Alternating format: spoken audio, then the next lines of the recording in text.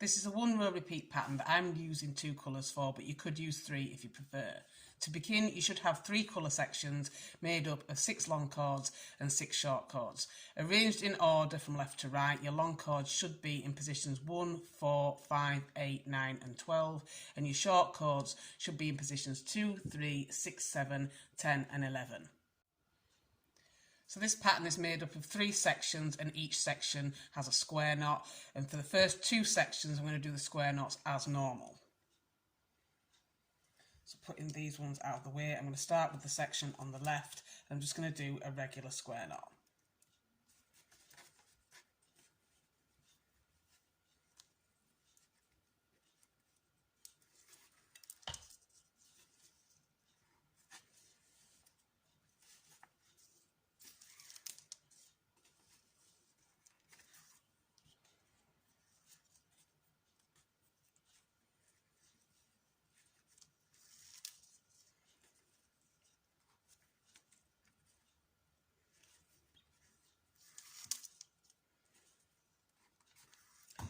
And then for the third section, I'm going to do a square knot again, but we're going to do a square knot backwards. So this one, instead of working the cord on the left over the top, I'm going to work it underneath the holding cords. And I'm going to do the second part of the square knot first. And then I'm going to do the first part of the square knot, or at least the first part that's normally first for me, for the second part. And then complete. And this just keeps the bracelet in a symmetrical pattern going down. So to do the second row, I'm basically doing the exact same thing I did for the first row, but before I begin, I want to switch the cords in positions 4 and 5 and 8 and 9. So I'm going to start with the cords in positions 4 and 5, and I want to take the cord in position 5 and I want to work it over the top of the cord in position 4. So I'm going to switch that one and I'm just going to put it up here out of the way.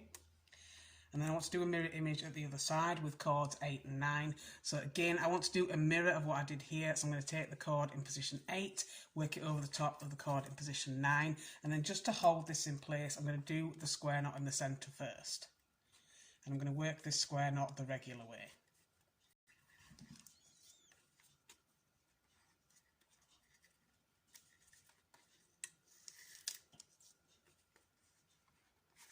And I can move these out of the way and then take the cord in position 4 and do the square knot on the left again the regular way.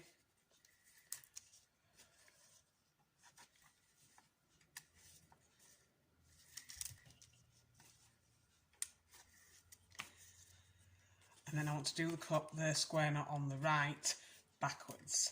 So again, taking the one on the left underneath the holding cords, just work the second part of the square knot first. And then the first part second, and this keeps it symmetrical. And once again, to do the next row, again you're doing square knots the same way as you did for the rest of the rows, but you want to switch the cords in positions 4 and 5 and the cords in positions 8 and 9. And each time I switch in the centre, I'm taking the cord in position 5 over the top of the cord in position 4, and again taking the cord in position 8 over the top of the cord in position 9. And just to hold this, I always do the square knot in the centre first. And you want to repeat this pattern all the way down until you've got the bracelet as long as you want it to be.